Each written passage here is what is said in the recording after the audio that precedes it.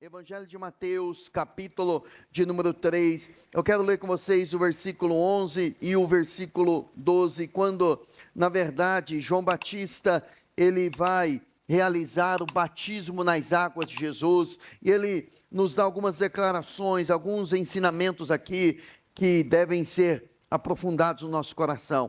Evangelho de Mateus, capítulo de número 3, verso de número 11, e o versículo também de número 12. Quem está acompanhando a série de mensagens, a pessoa do Espírito Santo, hoje já estamos no quinto domingo, quinta mensagem, falando a respeito, e eu gosto de usar esse texto, esse tema, a pessoa do Espírito Santo, para que você compreenda que ele não é uma coisa, ele não é um poder, ele não é uma entidade, ele não é algo. Ele é alguém, ele é uma pessoa divina, ele é Deus, mas ele também tem sentimentos, ele fala, ele ensina, ele entristece, ele corrige, ele julga, ele disciplina, ele edifica. O Espírito Santo, ele é uma pessoa, ele é Deus, e a grande verdade é que ele habita em nós, e ele deseja também nos batizar, ou seja, nos levar a um lugar mais profundo nele. E o versículo 11 diz assim: eu os batizo com água para arrependimento, mas depois de mim vem alguém mais poderoso do que eu, tanto que não sou digno nem de levar as suas sandálias. Ele os batizará com o Espírito Santo e com fogo. Ele trará a pá em sua mão e limpará a sua eira, juntando o seu trigo no celeiro, mas queimará a palha com fogo que nunca se apaga. Essas declarações aqui foram dadas por João Batista.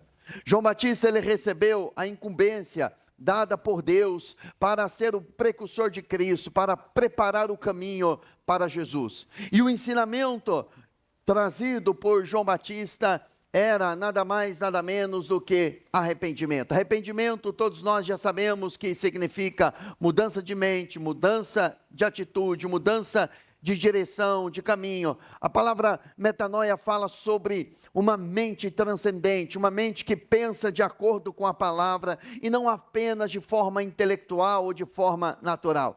E a mensagem de João Batista era única e exclusiva: arrependei-vos, arrependimento. E ele recebe também uma incumbência de trazer o batismo nas águas. Ele começa com esse ensinamento. A palavra batismo, ela significa imersão. Por isso o batismo deve de ser realizado em águas onde a pessoa fica completamente submersa, até pelo significado da palavra em si. E ele começa a trazer a mensagem de arrependimento.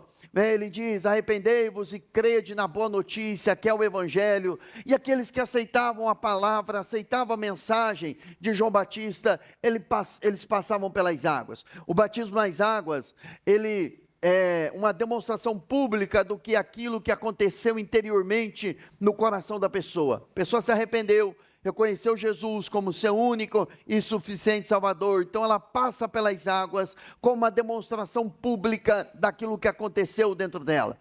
Enquanto ele está batizando em um dado momento algumas pessoas nas águas por arrependimento, Jesus se aproxima dele, e ele diz o seguinte: olha, eu estou batizando vocês em águas com o propósito do arrependimento, mas alguém que é mais poderoso do que eu não sou digno nem de levar as suas sandálias, ele os batizará com o Espírito Santo e com fogo. João Batista, ele aponta quem é o batizador, ele aponta quem é que batiza com o Espírito Santo. Embora ele estava falando algo que seria e aconteceria no futuro, para nós já não é mais o futuro, é o presente. Alguns que já passaram por isso, estava lá no passado, mas a grande verdade é que ele aponta quem é que batiza. Quem batiza é o Senhor Jesus. Na mensagem da semana passada, eu preguei aqui sobre a primeira mensagem da igreja primitiva, após a descida do Espírito Santo, lá em Atos, capítulo de número 2 fala a respeito disso, e o texto está muito claro, dizendo que Jesus, quando ele ressuscitou, ele recebeu o Espírito Santo do Pai. Pedro pregando, anunciando essa mensagem, e aí Jesus, que recebeu o Espírito Santo, ele derrama o Espírito Santo sobre todos aqueles que estavam orando, buscando e aguardando a promessa do Pai. Então, na verdade, quem batiza com o Espírito Santo e quem derrama o Espírito Santo, Pedro usa essa expressão, porque ele estava copiando, dando um Ctrl-C, um Ctrl-V daquilo que Joel falou, em Joel capítulo de número 2, falando, ou apontando a abundância da plenitude do Espírito Santo. Então a grande verdade é que Deus deseja,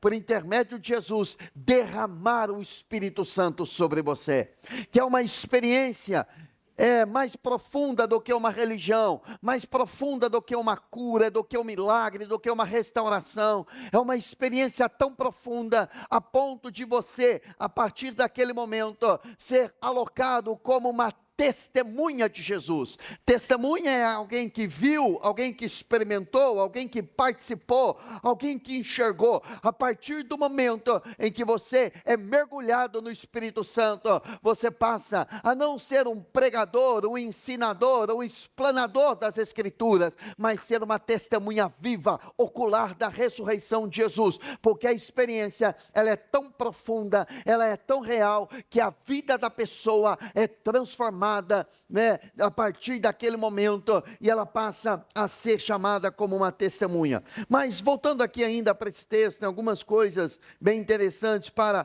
pontuarmos aqui, é que João Batista, ele se coloca numa posição de humildade, porque ele diz o seguinte, ele fala, aquele que vem após mim, ele é mais poderoso do que eu. Ele estava apontando que ele havia recebido uma palavra de Deus, havia recebido uma palavra do Senhor, mas Jesus era maior do que ele. Então, o arrependimento, ele vai preparar o caminho, ele transforma a pessoa completamente, mas quando ele usa essa expressão, eu não sou digno de levar as suas sandálias. Levar as suas sandálias era uma incumbência de um escravo.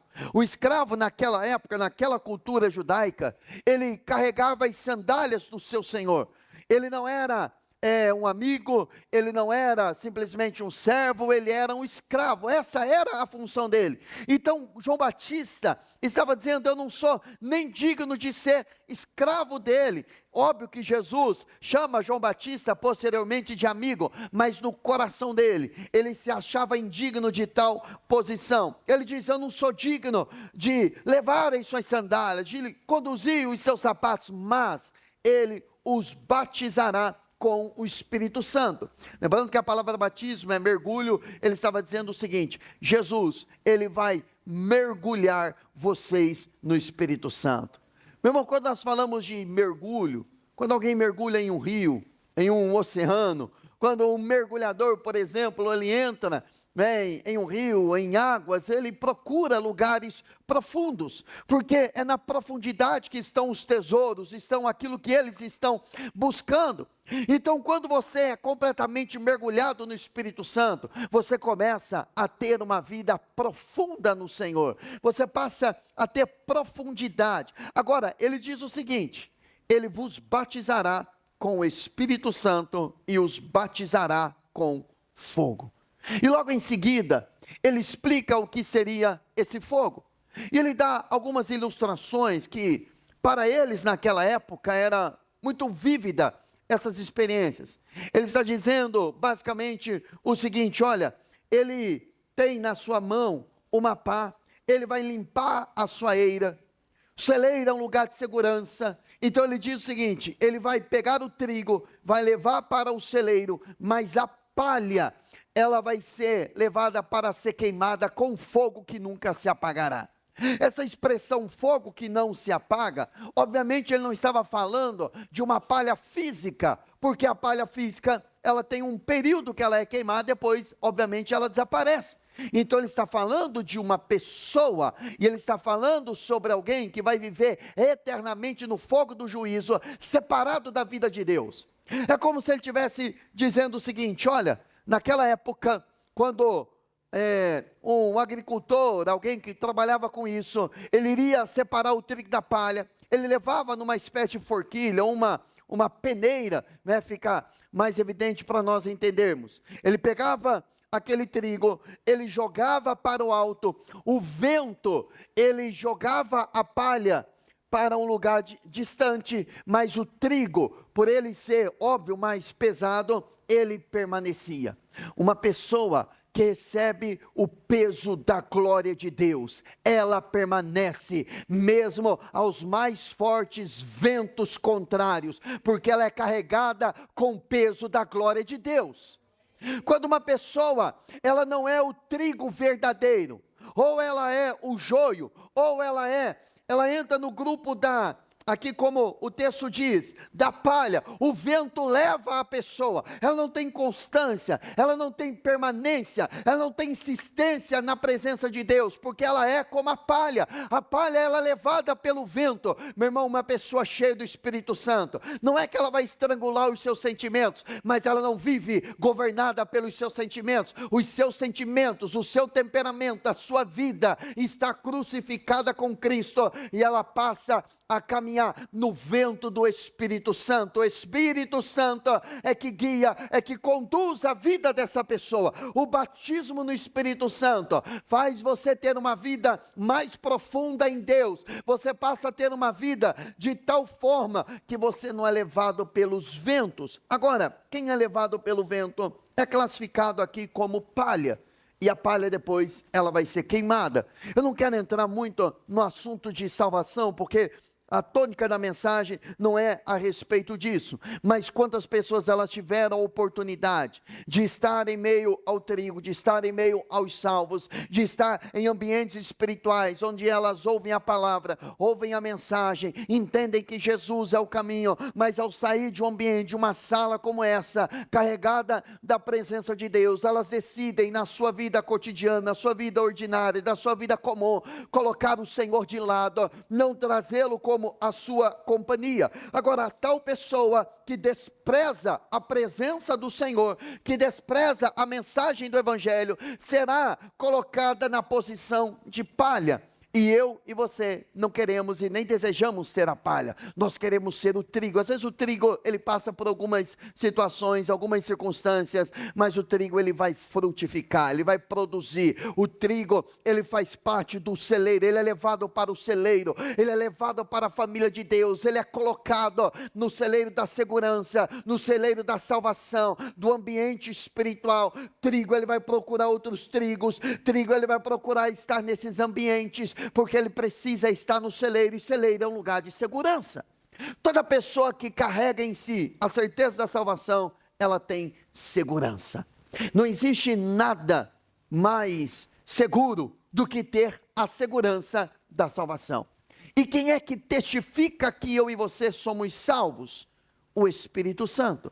Ele testifica no nosso espírito que somos de Deus. Agora, o fogo, ele vai queimar a palha, mas em relação ao trigo, porque o texto diz que ele batizará com o Espírito Santo e ele batizará com fogo. Existem alguns comentaristas bíblicos que gostam de separar isso. Eles dizem: o batismo é para os crentes, o fogo é para os incrédulos, falando também da condenação.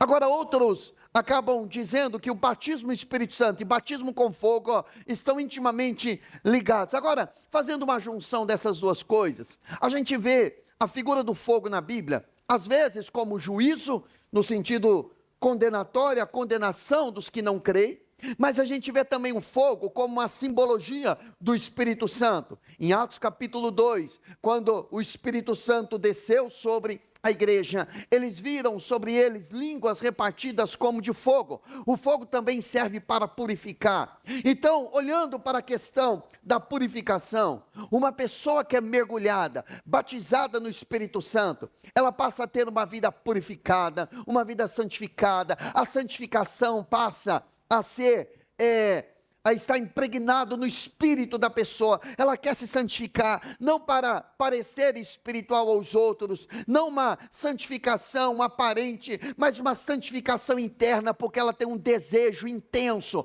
latente na alma dela, de agradar ao seu Senhor. Então o fogo, ele serve para purificar.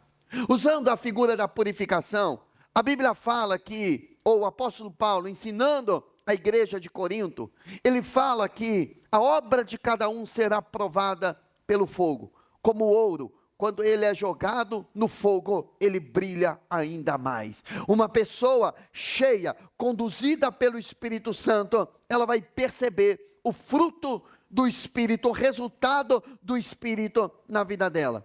Agora, eu queria ler com vocês Efésios capítulo 2, verso 19, até o verso 22, o apóstolo Paulo falando na carta aos Efésios. Eu gosto muito de frisar a carta aos Efésios, que eu amo essa carta, sou apaixonado por ela, é quase que toda semana, eu não me lembro de uma semana sequer que eu, pelo menos um versículo da carta aos Efésios eu não leio.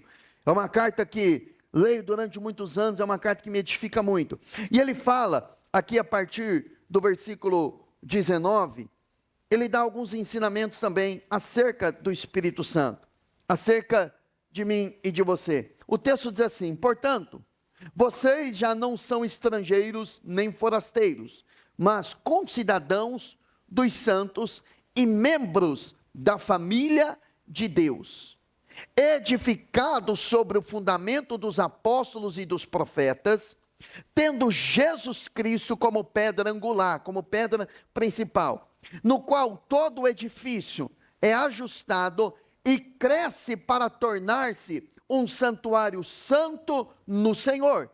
Nele, aqui óbvio, em Jesus, vocês também estão sendo edificados juntos para se tornarem moradas de Deus por seu Espírito. Aqui o apóstolo Paulo, ele muda a figura. Ele está falando aqui sobre a habitação do Espírito Santo na vida do crente. O texto lido de Mateus está falando sobre o batismo no Espírito Santo. O texto aqui de Efésios está falando sobre o Espírito Santo morando dentro de nós. Toda vez que eu ensino a respeito da pessoa do Espírito Santo, eu gosto de ensinar essas duas obras distintas: o Espírito Santo morando dentro e o Espírito Santo sobre. Aqui Paulo está falando do Espírito Santo habitando dentro do crente. Ele diz que nós pertencemos à família de Deus. Quando você recebeu Jesus, você creu no Evangelho, recebeu Ele como Senhor e Salvador da sua vida, você foi batizado, plantado, colocado na família de Deus. Por isso, nós temos o costume de dizer: a paz, meu irmão. Não é um evangeliquez, não é apenas uma gíria nossa, uma palavra, não, isso é uma verdade. Porque nós fazemos parte da família de Deus. Você tornou-se filho de Deus. E uma das coisas que o diabo quer atacar no sentimento e nas emoções, principalmente de pessoas que têm deficiência nas suas emoções, é o senso de não pertencimento. Porque se a pessoa não se sente parte, ela ainda não entendeu a verdade, que você faz parte da família de Deus.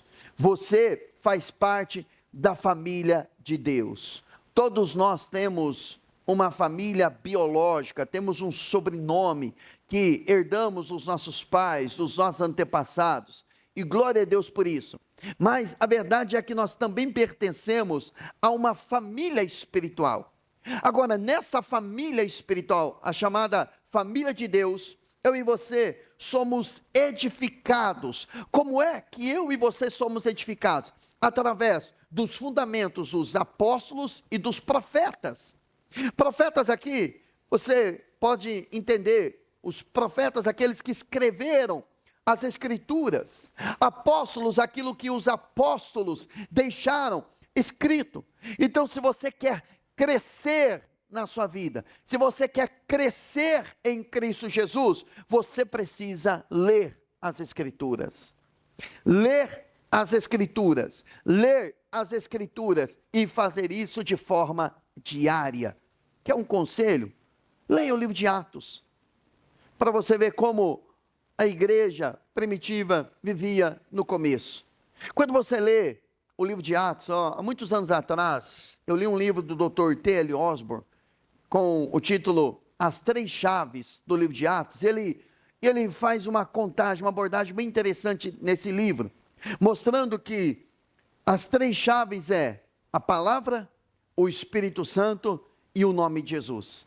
E ele inicia esse livro falando, quando você lê o livro de Atos, perceba o valor que os cristãos davam ao Espírito Santo, o valor que os cristãos davam à palavra de Deus, e o valor que os cristãos davam ao nome de Jesus, para pregar o evangelho, expulsar demônios, curar os enfermos, fazer uma oração. A oração tem que ser feita ao Pai, em nome de Jesus, e você vai ficar assustado, como você vai encontrar, centenas de vezes, o Espírito Santo, a palavra, a palavra de Deus, e o nome de Jesus, no livro de Atos. Depois você vai para as epístolas, ou cartas dos apóstolos, leia, carta aos Romanos, carta às igrejas, a igreja de Corinto, 2 cartas, primeira, segunda carta. Se você não tem tanta afinidade com as Escrituras, e você tem dificuldade com a leitura, treine com cartas pequenas, como por exemplo, carta aos Efésios,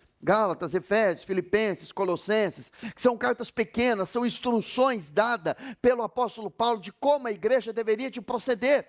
Vai lendo, vai sendo edificado, porque Paulo está dizendo, aqui no capítulo 2 que nós lemos, que a igreja, a família bem ajustada, ou seja, significa estar alinhado à palavra, estar alinhado a Jesus e a sua palavra, essa pessoa, ela vai crescer, e nós crescemos com qual propósito? Para o Espírito Santo habitar em nós, e habitar no nosso espírito. Deus mora em nós, por intermédio do seu Espírito, amém, irmãos? Então ele mora dentro de você, mas ele não mora na sua alma, ele não mora no seu corpo, não é o seu corpo físico, é o seu espírito. O homem, ensinei semana passada, o homem é espírito, que tem uma alma, que é o centro das suas emoções, e o homem tem um corpo, ele habita em um corpo. O nosso corpo é temporário. As nossas emoções não podem nos governar, porque somos espirituais, e o homem espiritual, ele é guiado pelo Espírito. O homem que anda no Espírito, ele não cumpre as concupiscências da carne, as suas vontades, os seus traumas, as suas dores, os seus dramas que você viveu na sua vida, eles estão debaixo do governo do Espírito Santo. Então, nós crescemos dessa forma, por intermédio do Espírito Santo, que mora dentro de nós. E quando o Espírito Santo vem morar em nós, Paulo fala em Efésios 1,13, quando vocês ouviram e creram na palavra da verdade, o evangelho que os salvou, vocês foram selados em Cristo, com o Espírito Santo da promessa. Por que ele usa essa expressão promessa? Irmãos, os crentes do Antigo Testamento, eles não tinham o que eu e você temos hoje. Eles não tinham o Espírito Santo morando sobre eles. Quarta-feira agora à noite, eu trouxe uma palavra sobre como vencer a religiosidade, que é a primeira área em que eu e você precisamos ser libertos, da religiosidade. Eu expliquei o que era religiosidade, eu usei como base a vida de Simão, está lá em Lucas capítulo 2. A Bíblia fala que Simão, o Espírito estava sobre ele, o Espírito Santo moveu ele para ele ir ao templo, e o Espírito Santo trouxe revelação de que ele não morreria sem antes abraçar o Cristo, o Salvador.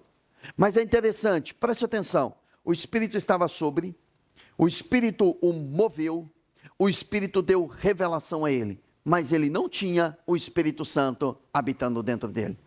Porque a habitação do Espírito Santo passou a estar na vida do crente após a ressurreição de Jesus. Somente após Jesus ressuscitar, ele aparece para os discípulos e a Bíblia diz que ele soprou sobre eles o Espírito Santo e disse: recebam o Espírito Santo. E a partir daquele momento, o Espírito Santo passou a morar dentro deles. Mas mesmo assim, Jesus disse: mas agora vocês vão ficar em Jerusalém, aguardando, até que do alto vocês sejam revestidos com o Espírito Santo. Mas são duas coisas distintas. Eles receberam, foram selados ali, que é a confirmação da salvação. Isso acontece quando cremos em Cristo Jesus. O selo acontece no momento da conversão, não meses depois, não anos depois. Todo salvo possui o Espírito Santo habitando dentro dele. Meu irmão, você não tem uma entidade, você não tem um guia, você não tem um Exu, você não tem um demônio habitando dentro de você. Você tem o Espírito Santo que mora, que habita dentro de você. Isso tem que ser algo evidente dentro do seu coração. Ele mora, ele habita dentro de você. Não há como no mesmo Espírito ter o Espírito Santo morando e ter um demônio morando. Os dois não moram no mesmo ambiente. Ou a pessoa, ela tem o Espírito Santo, ou ela tem um demônio habitando dentro dela. E se você creu em Jesus como seu único e suficiente Salvador, no seu espírito, o Espírito Santo mora aí. Ele habita dentro de você. Porque quem não possui o Espírito Santo, esse tal não é de Deus. Olha que Paulo fala em Romanos capítulo 8, verso de número 9.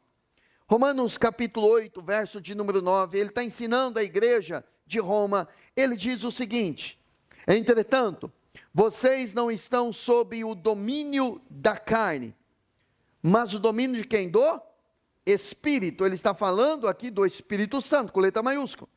Se de fato o Espírito de Deus habita em vocês. E se alguém não tem o Espírito de Cristo, não pertence a Cristo.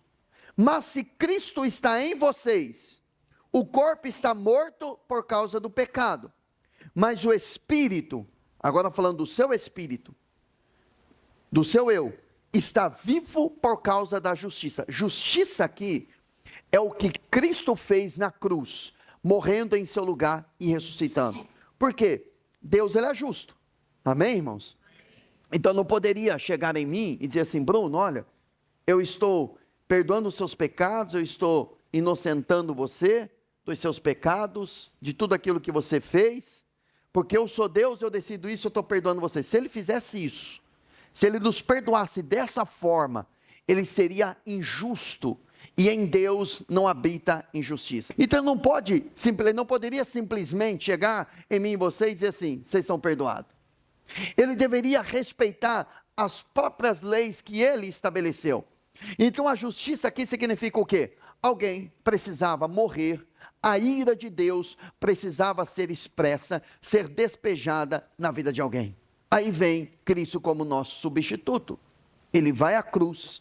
A cruz não era os romanos matando Jesus. A cruz era Deus expressando e manifestando a sua ira.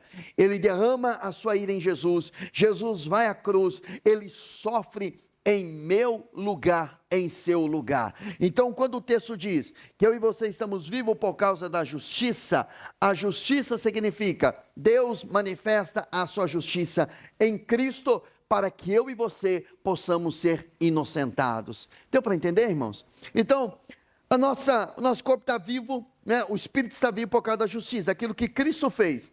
E se o Espírito daquele que ressuscitou Jesus dentre os mortos habita em vocês, aquele que ressuscitou a Cristo dentre os mortos também dará vida a seus corpos mortais. Aqui está falando da alma e está falando do corpo. Por meio do seu Espírito, ou seja, o Espírito Santo que habita em vocês. O que Paulo está dizendo? Ele está reforçando a ideia. O Espírito Santo, ele habita em mim, ele habita em você. Mas em qual local? No nosso espírito. E quem tem o Espírito Santo habitando dentro de si, ele não está dominado pela carne. ele não está dominado pelo pecado. Irmãos, eu não estou dizendo contra, até porque nós temos isso. Nós temos seminário de cura e libertação, nós temos acompanhamento, mapeamento, aconselhamento, processo de libertação, seminário de cura e libertação, cursos que levam a pessoa à cura interior, à libertação. Mas deixa eu dizer alguma coisa para você. Nada disso resolve se a pessoa não tem o Espírito Santo e não aprende a estar debaixo do domínio dela. Tem pessoas que parece que tem que ficar a vida inteira sendo libertas, mas se elas entendessem que o Espírito Santo habita dentro delas, e que o Espírito Santo dá poder a ela não tem domínio, ela não é mais dominada pela carne, ela não precisa que a carne dela governe ela, as emoções governem ela, porque ela tem o Espírito Santo habitando dentro dela, ela passa a ter uma vida de vitória sobre o pecado. Não significa que você não é tentado, não significa que você nunca mais vai pecar, mas significa que o pecado não domina você, por intermédio de uma vida cheia do Espírito Santo. Fale de um dia que você cometeu um pecado, que eu vou dizer também o dia em que você desprezou a voz e a relação e a intimidade com o Espírito Santo. Porque o Espírito Santo, ele fala, o Espírito Santo, ele expressa, o Espírito Santo, ele nos dá poder sobre o pecado. Nós não podemos falar, eu pequei porque eu sou fraco, eu pequei porque eu não tive condições, eu pequei porque o pecado foi maior do que eu. Mentira, porque o Espírito Santo habita em você, a não ser que tenha um demônio que mora em você, mas se o Espírito Santo habita em você, você tem domínio sobre o pecado, basta apenas ouvir a voz dele. Mas toda vez que eu e você pecamos, é porque nós desprezamos a voz do Espírito Santo. Fala a verdade, não é isso que acontece? Estou falando de mim também. Quando eu peco, quando eu pequei, eu deixei de ouvir a voz do Espírito Santo. E é interessante que o Espírito Santo, toda vez, mesmo quando nós pecamos, ele vai lá no nosso espírito e fala, peça perdão, vá até o Pai, reconheça o seu pecado, ele nos convence do pecado. Agora, o Espírito Santo, ele dá vida em nossos corpos mortais. O Espírito Santo habitando dentro de nós, ele vai jorrando vida em nós. Por isso que Jesus, referindo-se ao Espírito Santo, ele disse que ele fará em ti uma fonte para jorrar para a vida eterna. Um crente que entendeu a habitação do Espírito Santo nele, ele está recebendo fonte, uma fonte de água que vai jorrando para a vida eterna. E essa fonte, que é o Espírito Santo, ele vai jorrando em você, ele vai libertando você dos vícios, ele vai libertando você das manias, ele vai transformando você, ele vai levando você a uma profundidade no Senhor, porque simplesmente ele habita em você. Agora, uma coisa muito clara aqui, Paulo diz, quem não tem o Espírito não pertence a Cristo. Quem não tem o Espírito Santo morando dentro de si, não pertence a ele.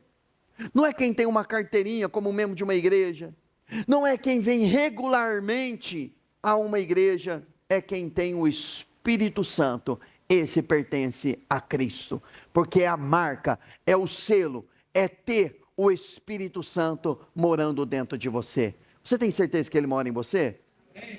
Amém? Agora, uma outra pergunta que uma vez o Espírito Santo fez a mim, se você tem essa convicção de que eu moro em você, por que você não se relaciona comigo? Por que você me despreza? Por que você vive uma vida como se eu não estivesse aí? Toma decisões, toma direções, sem falar com ele, sem perguntar a ele. Irmãos, nós perguntamos a tantas outras pessoas, nós queremos ter palavras de afirmação de pessoas mais experientes, eu não estou dizendo que isso seja ruim, mas muitas vezes nós nos acostumamos a tudo isso e esquecemos que nós podemos falar e ouvir a voz do Espírito Santo. Pergunte a ele por quê? se você conversar com ele nas coisas mais mínimas, que de repente você pense que, mas isso aqui é mínimo, converse com ele, pergunte a ele. Você pode perguntar qual o propósito dele para a sua vida. Espírito Santo, qual a vida que o Senhor tem para mim? Qual o plano que o Senhor tem para a minha vida? O que é que o Senhor tem para mim? O que é que o Senhor projetou para a minha vida? O que é que o Senhor tem de especial para a minha vida? Sabe por quê? O Espírito Santo que habita em você, ele conhece a mente de Deus. Ele conhece o que está lá no coração de Deus. Ele sabe e ele conhece as coisas mais profundas de Deus. E a Bíblia diz que ele perscruta, ele vai lá na profundeza de Deus, porque ele é Deus. Ele pega essas profundezas e ele deságua no nosso espírito. Por mais especial que um grande homem de Deus ele seja, e é gostoso você sentar e ouvir pessoas que conhecem a Deus. Eu gosto de ouvir gente pregando, mensagem, quase que diariamente. Eu amo ver alguém explanando a palavra de Deus. Eu tenho as minhas referências, mas sabe de uma coisa, irmãos? Qualquer pessoa, qualquer referência, ela é limitada. Agora, o Espírito, por mais profundo que aquele homem de Deus ou mulher de Deus seja, mas existe alguém que não é limitado, que é o Espírito Santo, que ele conhece a plenitude do Pai, e ele mora em você, e ele deseja diariamente revelar um pouco mais acerca da pessoa do Pai. E ele vai revelando dia após dia, ele vai desaguando, ele vai trazendo ao nosso espírito. Então todo cristão verdadeiro possui o Espírito Santo. Agora, além de possuir o Espírito Santo, e agora eu levo a mensagem para um outro nível, ele deseja ainda levar eu e você ao lugar mais profundo. E alguém pode estar perguntando, meu Deus, mas existe um lugar mais profundo do que já ter o Espírito Santo? Tudo aquilo que o Senhor falou, ter o Espírito Santo, ele falando da mente de Deus, falando das coisas de Deus, desaguando no meu espírito, falando comigo, me enchendo, fortalecendo o homem interior, me selando, o fogo dele me purificando, me levando a um nível mais profundo de intimidade. Sim, existe, que é o batismo no Espírito Santo. Em Atos capítulo 8, verso de número 14, eu quero ler esse texto com vocês. Atos dos Apóstolos, capítulo de número 8, verso de número 14, o texto diz o seguinte: os apóstolos em Jerusalém, ouvindo que Samaria havia aceitado a palavra de Deus, enviaram para lá Pedro e João. Estes, ao chegarem, oraram para que eles recebessem o Espírito Santo, pois o Espírito ainda não havia descido sobre nenhum deles. Tinha apenas sido batizados em nome do Senhor Jesus. Aqui é o batismo nas águas. Então Pedro e João lhes impuseram as mãos e eles receberam o Espírito Santo. Se nós lermos esse texto de forma descuidada, e sem conhecer os demais textos da palavra de Deus, nós chegamos na conclusão, aqueles irmãos não tinham o Espírito Santo. Então, Pedro e João foram lá, oraram por eles, e eles receberam o Espírito Santo. Quando eles recebem aqui, eles não recebem o Espírito para morar dentro deles, o Espírito já estava neles. O que eles recebem aqui é o batismo no Espírito Santo, e eu explico. O texto inicia dizendo que a igreja de Jerusalém ficou sabendo que lá em Samaria eles aceitaram a palavra de Deus. Aceitar a palavra é aceitar o Senhor Jesus como seu único e suficiente Salvador. E nós já lemos textos que fundamentam essa nossa tese, de que quando uma pessoa recebe Jesus, automaticamente o Espírito Santo vem morar, habitar dentro dela, porque ela passa a ser de Cristo. Amém, irmãos? Então, até aqui, isso já foi bem definido, fomos selados, o Espírito Santo veio morar dentro de nós. Isso também acontece lá em Samaria. Eles recebem a palavra, alguém foi até eles, Filipe, outros foram lá, pregaram a palavra naquele ambiente, e aí eles recebem a palavra. Ao receber a palavra, eles passaram a fazer parte da família de Deus, ser concidadãos dos céus, eles passam a fazer parte da família, eles passam a ter o Espírito Santo morando dentro deles. Agora, quando eles recebem, a igreja de Jerusalém recebe essa notícia, olha o que a igreja em Jerusalém diz: nós precisamos que os nossos irmãos lá de Samaria, que receberam a palavra, que aceitaram Jesus, aceitaram a palavra, fazem parte da família de Deus, agora eles também recebam o batismo no Espírito Santo. Irmãos, a igreja primitiva tinha essa noção, esse entendimento, essa necessidade do batismo com o Espírito Santo. Sabe por quê? Porque a igreja em Samaria, ou os irmãos de Samaria que receberam a palavra, eles estavam recebendo porque alguém também batizado com o Espírito Santo foi até Samaria. Em Atos capítulo 1, verso 8, Jesus, ele disse: mas recebereis poder ao descer sobre vós o Espírito Santo, e vocês serão minhas testemunhas em Jerusalém, na Judeia, Samaria e até os confins da terra. Recebereis o quê? Poder ao descer sobre vós. Então a igreja, os 120 estavam reunidos em Atos 2, eles foram batizados com o Espírito Santo, receberam poder ali é o poder para testemunhar, e Jesus ele disse: serão minhas o quê? Testemunhas.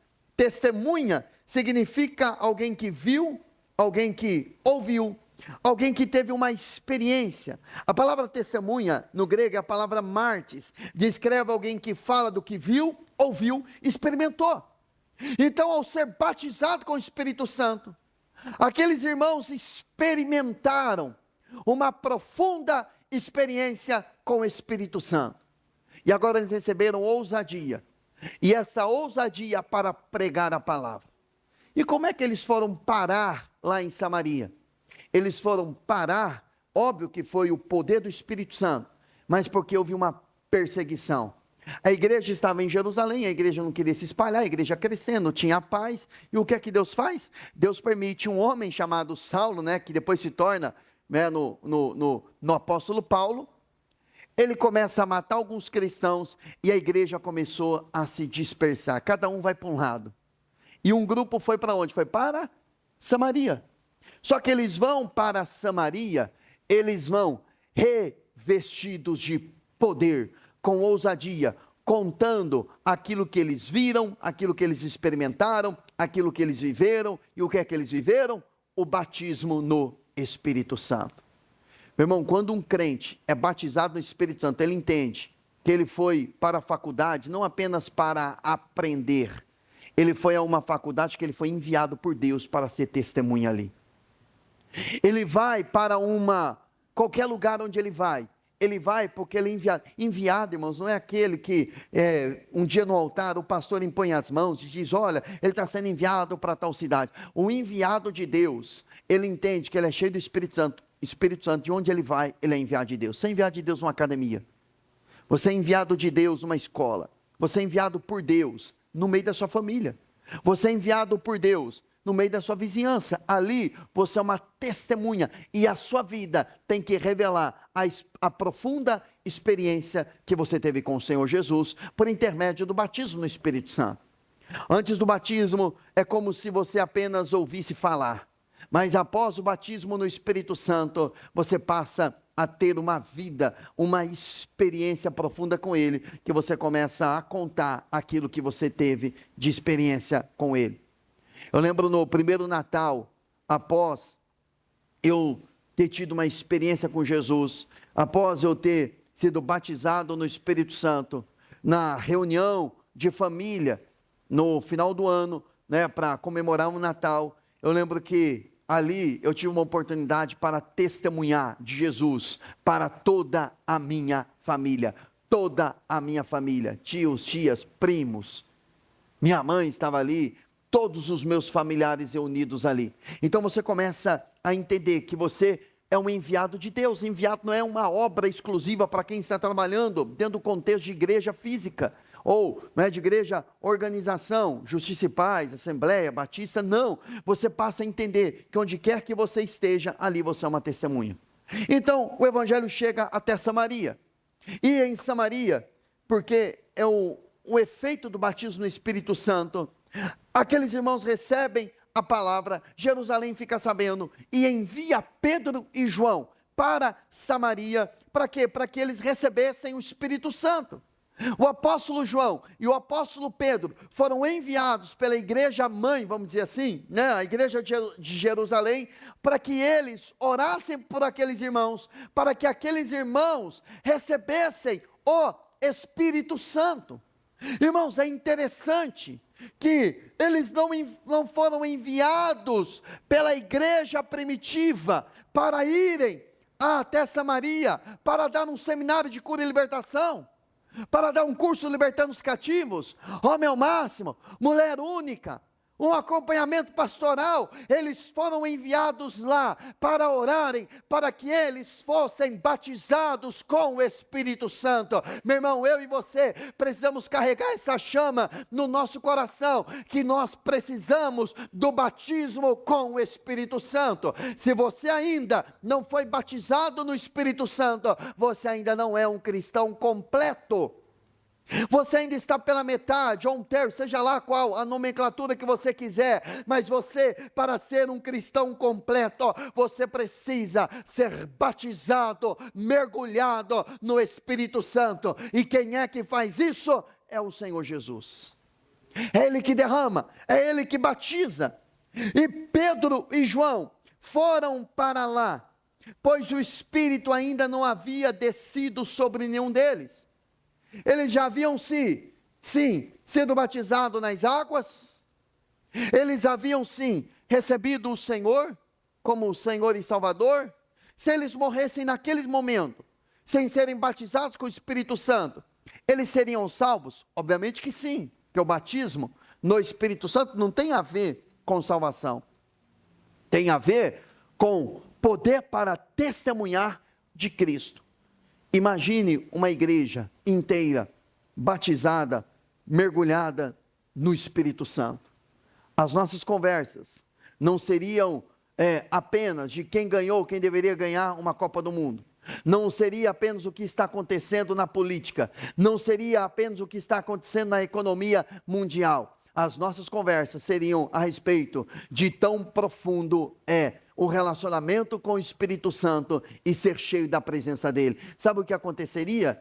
Nós viríamos a um culto como esse, não mais sozinhos, mas carregando dezenas de pessoas, várias pessoas que durante a semana passaram na nossa vida, passaram no nosso caminho, e falaríamos do amor dele, falaríamos daquilo que Deus pode fazer na vida daquelas pessoas, encheríamos o coração deles de sede, porque a Bíblia, Jesus, ele diz, nós somos o sal, e o sal, além de temperar, ele dá sede. Nós produziríamos sede na vida das pessoas, para que elas pudessem então, eu quero buscar a Deus como você está buscando. Então é uma experiência que acontece com aqueles que desejam. Observe a sequência, eles ouviram a palavra, a igreja de Samaria, eles creram, eles foram batizados nas águas, mas mesmo assim, Pedro e João foram enviados para que eles recebessem o Espírito Santo. E receber ali se refere ao batismo no Espírito Santo.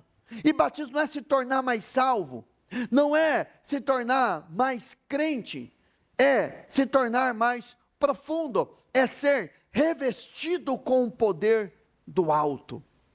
Agora, isso não é uma regra. Eu primeiro preciso ser batizado nas águas, para depois ser batizado no Espírito Santo. Em Atos capítulo 10, verso 44, acontece o inverso. Primeiro eles são batizados no Espírito Santo e depois eles são batizados nas águas. Atos capítulo 10, verso de número 44, o texto diz assim: enquanto Pedro ainda estava falando essas palavras, o Espírito Santo desceu sobre todos os que ouviam a mensagem. Os judeus convertidos que vieram com Pedro ficaram admirados de que o dom do Espírito Santo fosse derramado até sobre os gentios. Gentios aqui eram aqueles que não faziam parte do povo judeu, pois os ouviam, falando em línguas e exaltando a Deus. A seguir Pedro disse: pode alguém negar a água, impedindo que estes sejam batizados? Eles receberam o Espírito Santo como nós. Como eles receberam o Espírito Santo como nós? O que é que Pedro estava se referindo a essa fala? Ele estava dizendo que quando Pedro foi batizado no Espírito Santo, e quando esse grupo aqui de gentios foi batizado no Espírito Santo, o que é que eles falaram? Eles falaram em línguas. Essas línguas servem para a edificação. Línguas é uma ferramenta dada pelo Espírito Santo para edificarmos a nossa vida espiritual. Se tem uma ferramenta que o Espírito Santo disponibilizou a mim e a você, é o falar em outras línguas. Falar em línguas não é para você mostrar que você é mais espiritual do que o outro. Eu lembro quando eu estava buscando o batismo no Espírito Santo, eu imaginava, eu queria ser batizado no Espírito Santo muitas vezes, talvez isso se prolongou, atrapalhou no meu processo de busca, é porque eu queria mostrar para os outros. Eu não via a hora de chegar para os demais jovens ali que se converteram no meu período, foram batizados nas águas comigo naquela fase, que todos eles foram batizados no Espírito Santo primeiro do que eu. Primeiro do que eu achava aquilo um absurdo, porque eu achava que eu era mais santo do que eles. Porque enquanto eles iam comer cachorro-quente, eu me enfiava no meio do mato para orar. Eu ia na casa do pastor, eu pedia a chave da igreja, pegava a chave da igreja num período da tarde, eu era um adolescente, porque eu queria ir para a igreja para orar. Eu gastava horas e horas à tarde, no período da tarde da igreja, para orar. Pegava a chave, ia sozinho para a igreja não ficava aberta, para orar, para buscar. E daquele grupo de convertidos ali, daqueles jovens, se eu não fui o último, eu sei que eu me lembro que eu fui um dos últimos. E cada hora, porque nós ficávamos fazendo um desafio entre nós, olha, quem vai ser batizado no Espírito Santo? Nós orávamos, acabava o culto, fazíamos uma roda, dávamos as mãos, orávamos, de repente um era batizado no Espírito Santo, outro era batizado no Espírito Santo, e a minha motivação era o seguinte, eu queria ser batizado porque eu queria ser o cara ali, ser o mais espiritual no meio deles. E na verdade, depois quando nós amadurecemos, e isso lógico demorou anos, apesar do batismo na minha vida demorar meses, batismo no Espírito Santo, mas depois amadurecendo eu entendi que era uma ferramenta de edificação. E hoje eu não faço nenhum outro tipo de oração, nem oração de petição, oração de batalha espiritual, de intercessão por alguém. Nenhuma oração é mais prolongada na minha vida do que a oração em línguas. Nem a intercessão pela igreja, pastor, sinto lhe dizer, nem a intercessão por vocês. Porque o maior tempo da minha oração é falando em outras línguas. Porque eu entendo que Paulo diz para a igreja de Corinto, quem ora em línguas edifica a si mesmo. Como uma pessoa, quando ela vai para uma academia, e ela começa a malhar, aparentemente ela não vê nenhuma mudança na vida dela, não vê nenhum carocinho mudando, né? Você vai, a única coisa que você sente no começo é dor. Você não vê uma mudança nenhuma nos primeiros meses no seu corpo. Mas você está indo ali, porque você sabe que aquilo está fazendo bem para a sua saúde. Aquilo está edificando o seu corpo. A oração em línguas é a mesma coisa. Você começa a orar em línguas e aparentemente não está acontecendo nada. Aí você diz o seguinte, poxa, mas eu preciso orar pela minha mãe, eu preciso orar pelo meu marido, orar pela minha esposa, orar pelos meus filhos, orar pelo fulano, orar pelo Beltrano, e aí você continua insistindo na oração em línguas. Mas chega um determinado momento que você destrava um próximo nível para você entender. Você entra no lugar mais profundo em Deus e você começa a compreender, porque a Bíblia diz que o espiritual, ele discerne todas as coisas.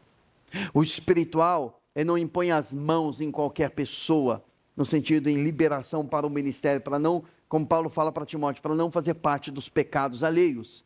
Mas uma pessoa que tem um discernimento do Espírito Santo, que é profundo, ela consegue ter discernimento, ele discerne todas as coisas. Ele começa a compreender aquilo que é de Deus, aquilo que não é de Deus para ele. Mas a grande verdade é que a oração em línguas vai produzir uma edificação na sua vida espiritual. É como músculos espirituais.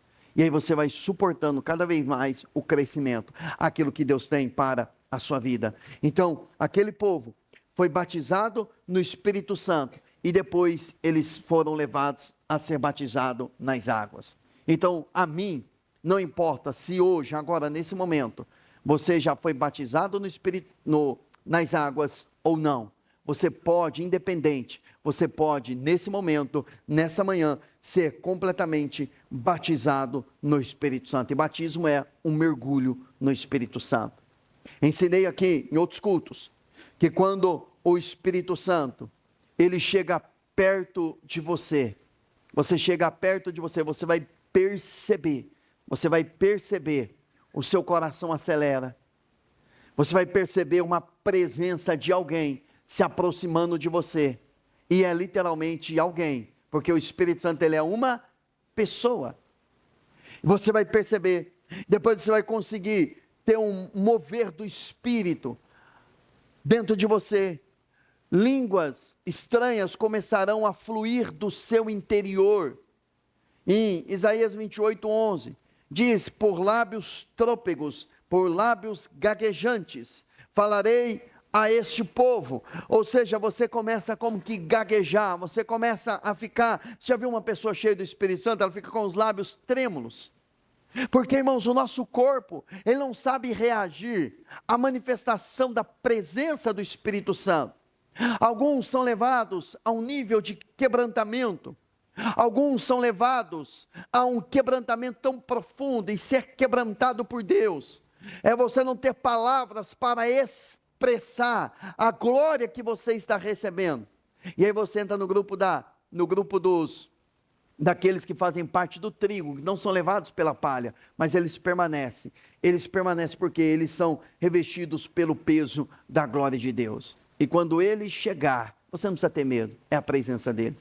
Estava conversando ontem à noite com a minha filha, com a Estela, preparando ela para o batismo do Espírito Santo, estava dizendo para ela: filha, antes de você, vamos conversar um pouquinho sobre o Espírito Santo?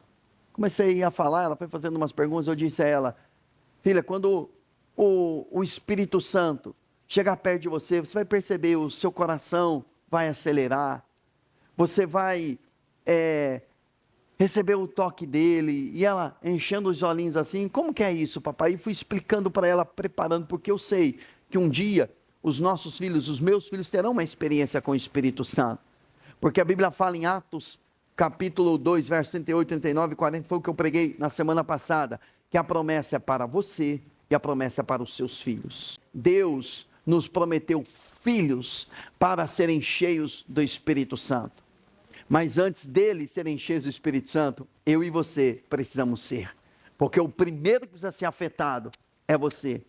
Não tente requerer de Deus ou dos seus filhos que eles sejam cheios do Espírito Santo, se você despreza a presença do Espírito Santo, porque a promessa diz respeito primeiro a nós, e nós vamos ver os nossos filhos sendo cheios do Espírito Santo, cheios da presença de Deus. E quando os nossos filhos forem enviados para a escola, forem enviados para a faculdade, eles já serão enviados ali por uma marca, marcados pelo Espírito Santo.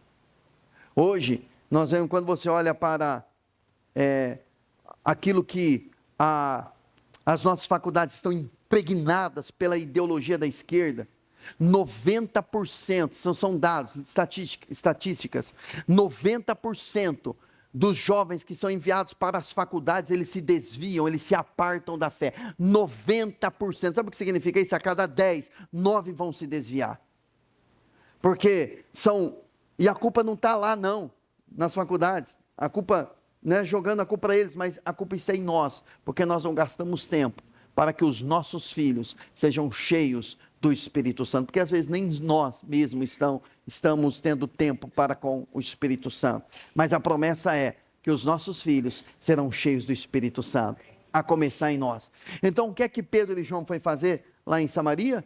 Foi lá para orar por eles. O que alguém enviado pelo Espírito pode fazer é orar por você, mas quem batiza com o Espírito Santo é o Senhor Jesus. Deixa eu fazer uma pergunta: quem aqui já é batizado com o Espírito Santo e fala em outras línguas? Quem é batizado com o Espírito Santo? Quem aqui, pastor, eu não sou batizado no Espírito Santo, eu ainda não falo em outras línguas? Alguns. E os outros que não levantaram as mãos? Eu vou fazer uma pergunta de novo. Quem aqui, vou fazer a pergunta de novo. Quem aqui é batizado com o Espírito Santo e fala em outras línguas? Fala em outras línguas, perfeito. Quem aqui ainda não é batizado no Espírito Santo e não fala em outras línguas? Não fala em outras línguas. Não. Quem aqui tem dúvida? Pastor, eu tenho uma dúvida, eu não sei se eu sou ou não sou batizado no Espírito Santo. Quem tem dúvida? Deixa eu dar uma palavra específica para você que tem dúvida. Algumas pessoas, elas dizem o seguinte: eu acho que eu não sou batizado no Espírito Santo, por quê? Porque eu não falo em línguas. Um dia uma pessoa usou essa expressão: eu não falo fluente em línguas igual o pastor, né? Eu não sou fluente em línguas, né? A Bíblia fala de variedade de línguas, não é uma imitação. Algumas pessoas, elas pensam que elas não são batizadas no Espírito Santo, porque às vezes elas repetem as mesmas palavras, ou elas falaram uma única vez, uma única experiência elas tiveram. Então, se você teve essa experiência, porque a evidência do batismo no Espírito Santo, você fala em línguas pelo menos uma vez na vida. Pelo menos uma vez. É lógico que quem falou e não falou mais, eu quero encorajar você a buscar, porque Paulo ele diz, nós devemos buscar com zelo os melhores dons. E um dos dons espirituais é o falar em outras línguas. Então você pode buscar. Quando eu fui batizado no Espírito Santo, uma quarta-feira, eu cheguei em casa todo feliz, que eu havia sido batizado, tive uma experiência profunda com ele, no culto, corri para casa, fui para o quarto, fechei a porta, dobrei os meus joelhos e falei, agora eu vou ficar aqui horas e horas falando em línguas, e não saía nada, parecia que eu estava mudo ali, e tentava, e aquilo começou a encher o meu coração de dúvida. Eu disse, será que eu tive uma experiência verdadeira? Será que eu fui realmente batizado no Espírito Santo? Comecei a me encher e tentava orar. E repreendia o demônio, e repreendia aquilo ali, e orava, intercedia, e depois ia de novo, e eu fui dormir entristecido. Aquela alegria que eu havia recebido naquele culto da noite, quando eu fui dormir eu já havia perdido aquela alegria, porque eu não conseguia falar em outras línguas. Alguns dias depois, eu tive uma oportunidade, a igreja, na sexta-feira à noite, o pastor alugou um ônibus, levou a gente para o monte, e lá eu fiquei, segundo o meu pastor, naquela época, ele disse que eu fiquei mais de 4 horas falando em outras línguas. Mas, na quarta noite, na quinta, sexta durante o dia, eu fui tomado pela dúvida. Por quê? Porque eu não havia falado mais em línguas. Agora, questão de experiência, atendendo e conversando com muitas pessoas e ministrando o batismo no Espírito Santo. Algumas pessoas, eu não tenho a resposta para isso, algumas pessoas falam uma única vez, mas você é realmente batizado no Espírito Santo. Mas eu quero mesmo assim encorajar que você continue buscando o que a Bíblia fala de variedade de línguas. Há uma variedade e você pode buscar, e quem pede, recebe. Amém? Aliás, existe o outro nível, depois da variedade, você pode buscar interpretação de línguas. Você pode orar, a Bíblia fala, Paulo diz, quem fala em línguas, agora ore para que a interprete. Existe um outro nível, que é a interpretação. Interpretar não é tradução e nem falar fluente. É você interpretar, você entender aquilo que você está orando, ou aquilo que alguém está orando. Você pode receber uma palavra profética através de alguém orando em outras línguas. Deus já falou comigo, através de uma pessoa falando em outras línguas, e Ele me deu a interpretação, era uma profecia que Ele estava dando a mim, sem sequer a pessoa saber, ela estava apenas falando em outras línguas, mas a interpretação daquelas línguas, o Espírito Santo está me dando uma palavra profética. Agora, as coisas do Espírito são discernidas de forma espiritual.